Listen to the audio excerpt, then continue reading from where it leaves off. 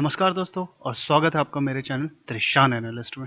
और इस वीडियो में मैं आपको बताऊंगा कि क्यों विशाल फैब्रिक्स लिमिटेड का प्राइस कॉन्स्टेंटली अक्टूबर 2020 से गिरता ही चला जा रहा है। अगर विशाल फैब्रिक्स के शेयर की प्राइस की बात की जाए तो अक्टूबर 2020 में इसका दाम था 250 रुपए पर शेयर, वही जनवरी 2021 में इसका प्राइस हो गया है मात्र 58 रुपीज। अब आइए एक बार हम लोग विशाल फैब्रिक्स के चार्ट को भी हल्का सा देख लेते हैं। ये देखिए, अक्टूबर 2020 में इसका प्राइस है अप्रोक्सीमेटली 250 रुपीज, और वही राइट नाउ आज 2 जनवरी के दिन इसका प्राइस है अप्रोक्सीमेटली 58 रुपीज। तो एक बहुत ही मैसिव गिरावट आई है इस शेयर में।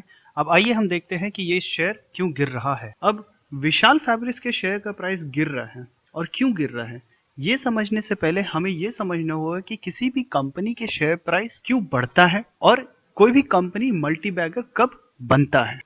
किसी भी कंपनी को मल्टी बैगर बनने के लिए 5 बेसिक कंडीशन जो बहुत ही ज्यादा जरूरी है वो पहला है P by E ratio. P by E ratio का मतलब है प्राइस बाय अर्निंग रेशियो। अब प्राइस बाय अर्निंग रेशियो जो है वो 2.5 पे आपको इन्वेस्ट करना चाहिए अगर वो कंपनी डेब्ट में है तो, और 3.5 में इन्वेस्ट करना चाहिए अगर वो कंपनी डेब्ट फ्री है तो। दूसरा कंडीशन जो किसी भी कंपनी को मल्टी बैगर बनाने के लिए बहुत ज्यादा इंपॉर्टेंट है वो है ग्रोथ, यानी कि कंपनी में ग्रोथ के एस्पेक्ट होने चाहिए। अब कंपनी के ग्रोथ जो है वो दो तरीके से हो सकती है। पहला ये कि कंपनी अपना एक्सपेंशन कर रही हो, और या तो फिर कंपनी का जो प्रोडक्ट है उसका प्राइस ही बढ़ रहा हो। तीसरा जो है वो है जेड स्कोर। जेड स्कोर के थ्रू हम लोग कंपनी के हेल्थ को जानते हैं कि कहीं उन्होंने जो डेप्ट लिया हुआ है या जो लोन लिया हुआ है कहीं वो बहुत ज्यादा तो नहीं है। तो जेड स्कोर के थ्रू हमें कंपनी के हेल्थ के बारे में पता चलता है। चौथा कंडीशन ये है कि कंपनी में प्लेजिंग नहीं होना चाहिए। प्लेजिंग का मतलब है कि गिरवी, कंपनी अपने शेयर्स को किसी को भी गिरवी नहीं रहना चाहिए। और पांचवा है कि कंपनी का क्रेडिट रेटिंग अच्छा होना चाहिए और अवेलेबल होना चाहिए। अब आइए हम विशाल फैब्रिक्स के रेस्पेक्ट में इन पांचों पॉइंट को एक एक करके देखते हैं। हमारा जो पहला पॉइंट है वो है पी बाई ई रेशियो, यानी प्राइस बाय अर्निंग रेशियो, यानी कि कंपनी को 1 रुपए का नेट प्रॉफिट कमाने के लिए कितना रुपए लग रहा है। चलिए कैलकुलेट करते हैं पी रेशियो विशाल फैब्रिक्स का अक्टूबर 2020 के प्राइस को लेके।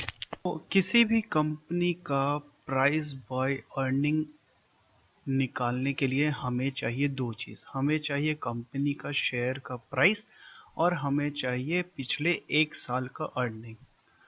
प्राइस जो है वो अक्टूबर 2020 में था 250 रुपये, और आइए अब निकालते हैं हम लोग अर्निंग। अर्निंग निकालने के लिए हम क्या करेंगे, हम जाएंगे बीएससी इंडिया के साइट पे। ये हम पहुंच गए बीएससी इंडिया की साइट पे। यहाँ हम लोग डालेंगे विशाल फैब्रिक्स। विशाल फैब्रिक्स डालने के बाद ये आपको स्क्रीन में ऐसा खुल जाएगा। आपको क्या करना है, यहाँ पे जाके रिजल्ट में ये वाला एरो को प्रेस करना है। ये देखिए आपको क्वार्टरली अर्निंग आ गया। आपको यहाँ पे ईपीएस चूज करना है। तो अब हम ये देखेंगे कि पिछले 1 साल में कंपनी ने कितना अर्न किया।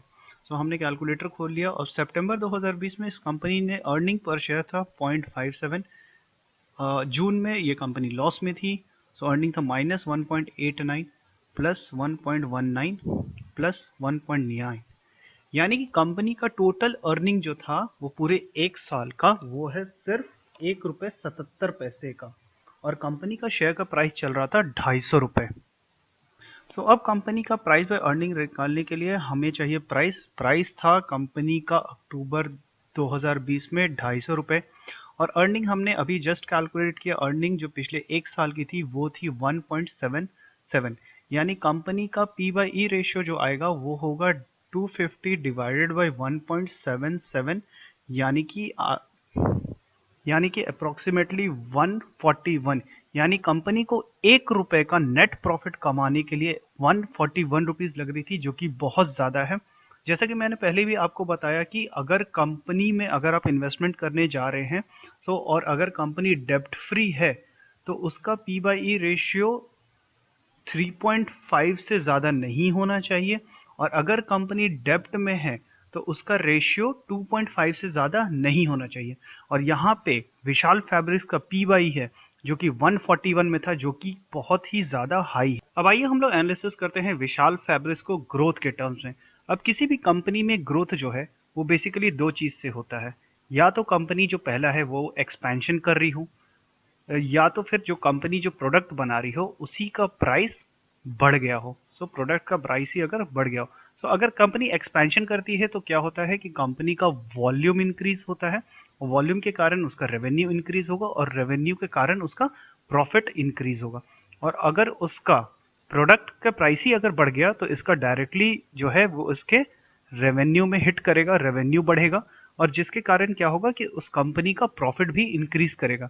तो आइए अब इन दोनों फैक्टर को लेके हम लोग विशाल फैब्रिक्स को देखते हैं। सो कंपनी एक्सपेंशन कर रही है या नहीं ये जानने के लिए हमें क्या करना होगा कि हमें उस कंपनी का बैलेंस शीट देखना होगा और बैलेंस शीट के लिए हमें वापस bscindia.com जाना होगा। सो हम वापस विशाल फैब्रिक्स के बीएससी इंडिया के पेज में आ गए हैं। यहाँ से हमें क्या करना होगा, यहाँ पे हमें एनुअल रिपोर्ट डाउनलोड करना होगा। सो ये हम एनुअल रिपोर्ट डाउनलोड कर रहे हैं। सो एनुअल रिपोर्ट में हमें डायरेक्ट जाना होगा बैलेंस शीट में। सो बैलेंस शीट में हमें जो चीज़ देखना है वो देखना है कैपिटल वर्क इन प्रोग्रेस, यानी कि कितना उस कंपनी में एक्सपेंशन चल रहा है। सो ये देखिए कैपिटल वर्क इन प्रोग्रेस 2019 में था 23 करोड़ का और अभी जो है वो 30 करोड़ है, यानी कि बहुत ही कम इंक्रीज हो रहा है। यानी कि इन्होंने अपने प्लांट में या जो प्रॉपर्टी है या इक्विपमेंट है उसमें बहुत ज़्यादा बढ़ोतरी नहीं की है। और अगर गौर से देखिएगा तो इनका जो प्लांट प्रॉपर्टी एंड इक्विपमेंट है जो कि 2019 में 285 करोड़ के का था वैल्यूएशन, उसका 2020 में घट के 263 करोड़ हो गया है। यानी कि इन्होंने किसी भी तरह का अपना एक्सपेंशन नहीं किया है। अब इसका दूसरा एस्पेक्ट देख लेते हैं कि शायद कहीं प्रोडक्ट के प्राइस अगर बढ़ गया होगा तो भी तो कंपनी में ग्रोथ आ सकती है। तो जहां तक मैं बता दूं कि कोरोना का समय था, कोरोना के कारण क्या हुआ था, वो कंपनी जो है कोई भी कंपनी का हालत अच्छा नहीं था। कंपनी बेसिकली प्रोडक्शन भी नहीं कर पा रही थी, तो प्रोडक्ट के प्राइस बढ़ने का तो ये जो फैक्टर है ये बिल्कुल काम करेगा ही नहीं, क्योंकि उस समय आप प्रोडक्ट बना ही नहीं रहे थे और एक्सपेंशन भी कंपनी नहीं कर रही थी। यानी कि विशाल फैब्रिक्स जो है उसमें ग्रोथ के कोई भी चांसेस नहीं थे। यानी कि ग्रोथ के भी टर्म्स में विशाल फैब्रिक जो है वो फेल कर रही थी और कंपनी की हालत बहुत अच्छी नहीं थी। अब आइए हम चलते हैं अपने तीसरे पॉइंट की तरफ और हम देखते हैं कि हेल्थ ऑफ द कंपनी, यानी कि हेल्थ विशाल फैब्रिक्स का कैसा था। और हेल्थ जानने के लिए हम क्या करेंगे, अल्टीमेट जेड स्कोर निकालेंगे। अब मैं थोड़ा अल्टीमेट जेड स्कोर के बारे में बता दूं कि ये अल्टीमेट जेड स्कोर है क्या। सो अल्टीमेट जेड स्कोर बेसिकली एक स्कोर है जो कि अल्बर्ट नाम के एक इकोनॉमिस्ट ने निकाला था। सो उन्होंने क्या किया, उन्होंने बैलेंस शीट और प्रॉफिट लॉस स्टेटमेंट से बहुत सारे टर्म्स को लिया, working capital by total asset उनको एक फैक्टर से मल्टीप्लाई किया, फिर उनका total retain earning by total asset उनको एक फैक्टर से मल्टीप्लाई किया और ये जाके फाइनली एक आपको एक नंबर, एक वैल्यू देता है और ये वैल्यू को वो कंपेयर करते हैं। अब ये वैल्यू को अगर हम लोग देखें तो अगर ये वैल्यू 0 से 1.8 के बीच में आ रही है तो कंपनी का हेल्थ जो है वो बहुत ही ज़्यादा पुअर है।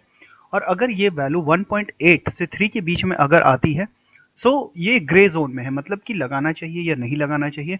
लेकिन मेरे हिसाब से कि अगर कंपनी का जेड स्कोर 3 से ज़्यादा है, यानी कि वो जब सेफ जोन में है, तभी उस कंपनी में इन्वेस्टमेंट करना चाहिए। सो आइए चलिए देखते हैं कि विशाल फैब्रिक्स का अल्टीमेट जेड स्कोर क्या था। सो अल्टीमेट जेड स्कोर विशाल फैब्रिक्स का निकालने के लिए हमें फिर से इसके बैलेंस शीट में जाना होगा। सो ये हम विशाल फैब्रिक्स के बैलेंस शीट में आ गए हैं। अब अल्टीमेट जेड स्कोर निकालने के लिए हमें बैलेंस शीट भी चाहिए और प्रॉफिट लॉस स्टेटमेंट भी चाहिए। बैलेंस शीट के जस्ट नीचे आपको statement of profit and loss भी मिल जाएगा। और मैंने क्या किया है, मैंने एक पूरा एक एक्सेल शीट बना दिया है जिसमें कि सारा फॉर्मूला पहले से पूरा सेट है। आपको क्या करना है, बस यहाँ से ये प्रॉफिट और लॉस स्टेटमेंट से और बैलेंस शीट से आपको बस यहाँ पे वैल्यू पुट करना है। सो और ये सारा फॉर्मूला जो है वो पहले से रेडी है। सो आइए देखते हैं कि विशाल फैब्रिक्स का जेड स्कोर क्या था। सो ये देखिए विशाल फैब्रिक्स का जेड स्कोर, ये देखिए सारा मेरे को फॉर्मूला पहले से ही मैंने पुट कर रखा है। सो यहाँ पे देखिए विशाल फैब्रिक्स का जेड स्कोर जो है वो है 3.32, यानी कि ये ऑलमोस्ट एकदम बॉर्डर लाइन पे है। ये 2020 मार्च 2020 का जो एनुअल रिपोर्ट है उसके हिसाब से जो इसका जेड स्कोर है वो है 3.32, यानी कि ये कहीं ना कहीं सेटिस्फाई कर रहा है लेकिन बिल्कुल ही बॉर्डर लाइन पे है। यानी कंपनी का हेल्थ बहुत अच्छे नहीं है, बहुत बुरा नहीं है, लेकिन हाँ बीच में है। अब आइए हम लोग आगे बढ़ते हैं और ये देखने की कोशिश करते हैं कि कहीं कंपनी के प्रमोटर ने कहीं कंपनी के शेयर्स को प्लेस तो नहीं कर दिया है। और अगर कंपनी के प्रमोटर ने कंपनी के शेयर्स को गिरवी रखा है तो उस शेयर को बिल्कुल ही अवॉइड कीजिए। आपके डूबने के चांसेस, आपके कंपनी के शेयर के डूबने के चांसेस बहुत ज़्यादा बढ़ जाती है। क्योंकि अगर कंपनी के प्रमोटर ने कंपनी के शेयर्स प्लेज किया है, इसका मतलब है कि उसके फाइनेंशियल कंडीशन बहुत ज़्यादा ही खराब चल रही है। और आइए देखते हैं कि आप कोई भी कंपनी के शेयर्स प्लेज है या नहीं है, ये आप कैसे पता कर सकते हैं।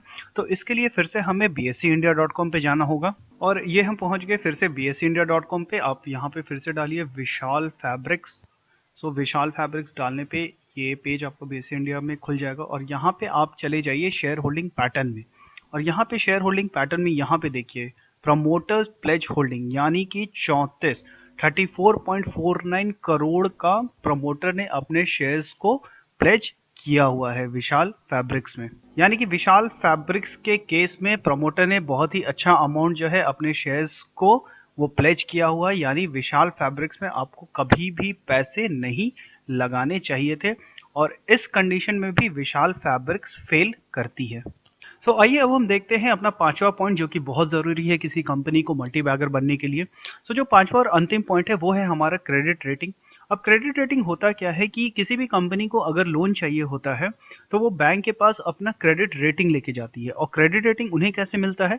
क्रेडिट रेटिंग उन्हें बेसिकली इंडिया में 3 एजेंसी देती है, जो कि है केयर, क्रिसल और या तो फिर इकरा। ये तीनों अच्छी एजेंसी है। इनके अलावा भी बहुत सारी एजेंसी है, लेकिन ये बहुत ही रेप्यूटेड एजेंसी है। कंपनी क्या करती है, इन तीनों को अपने यहाँ बुलाती है, इन्हें अपना बैलेंस शीट पूरा जितना भी अपने कंपनी के प्लांट होते हैं या फिर इक्विपमेंट होते हैं वो सब दिखाती है, पूरा अपना इन्वेंट्री चेक करती है। अब इन सब को देख के केयर क्रिसिल और इकरा किसी भी कंपनी को उनको रेटिंग एजेंसी देती है। वो डबल ए दे सकती है, ट्रिपल ए दे सकती है या फिर बी प्लस दे सकती है, बी माइनस दे सकती है। और इनके बेसिस पे ही क्या होता है, कंपनी को बैंक से लोन मिलता है। कभी भी किसी कंपनी को अगर लोन चाहिए होता है तो उन्हें ये रेटिंग की ज़रूरत होती है। सो जब भी हम लोग किसी कंपनी में लगाएंगे, पैसे लगाएंगे, तो हम लोग कोशिश करेंगे कि उसका क्रेडिट रेटिंग अच्छा हो और क्रेडिट रेटिंग अवेलेबल हो। अब आइए देखते हैं कि विशाल फैब्रिक्स का क्रेडिट रेटिंग क्या था। इसको देखने के लिए हमें screener.com पे जाना पड़ेगा। यहाँ पे जाके आपको डालना पड़ेगा विशाल फैब्रिक्स। और विशाल फैब्रिक्स में जाने के बाद आप यहाँ पे क्लिक कीजिए डॉक्यूमेंट्स के ऊपर और यहाँ पे आपको क्रेडिट रेटिंग मिल जाएगा। अब ये देखिए, मैंने आपको बैलेंस शीट में दिखाया था कि विशाल फैब्रिक्स के ऊपर काफ़ी अच्छी खासी लोन है, लेकिन उनका क्रेडिट रेटिंग अवेलेबल नहीं है मार्केट में। जो लास्ट क्रेडिट रेटिंग था वो था सितंबर 2016 में। यानी कि क्रेडिट रेटिंग पे भी ये कंपनी जो है वो फेल कर रही है, क्योंकि क्रेडिट रेटिंग अवेलेबल नहीं है मार्केट में। आइए अब एक एक करके हम लोग इन सारे पॉइंट को समराइज करते हैं। पी रेशो जो भी कंपनी में 2.5 या 3.5 का होना चाहिए इन्वेस्टमेंट के समय, लेकिन पी रेशो विशाल फैब्रिक्स का चल रहा है 141। यानी पी रेशो के कंडीशंस में विशाल फैब्रिक्स जो है वो फेल कर रही है। ग्रोथ में देखा जाए तो एक्सपेंशन कंपनी नहीं कर रही थी और इनके प्रोडक्ट भी जो है वो कोरोना के कारण बहुत ज़्यादा इम्पैक्ट हुए थे। जेड स्कोर अगर देखा जाए तो जेड स्कोर अच्छा था, 3.4 के आसपास था, लेकिन जेड स्कोर कितना वैलिड था ये बताना बहुत मुश्किल है, क्योंकि क्रेडिट रेटिंग अवेलेबल नहीं है। प्लेजिंग जो है कंपनी के जो प्रमोटर है उन्होंने प्लेज किया है, यानी प्लेज के भी टर्म्स में अगर देखा जाए तो ये कंपनी जो है वो फेल कर रही है और क्रेडिट रेटिंग तो इस कंपनी का अवेलेबल ही नहीं था। इस कंडीशन में भी ये कंपनी जो है वो फेल कर रही है। यानी पी रेशियो के हिसाब से आप इसको कंपनी में नहीं लगाना चाहिए था, ग्रोथ के हिसाब से नहीं लगाना चाहिए था।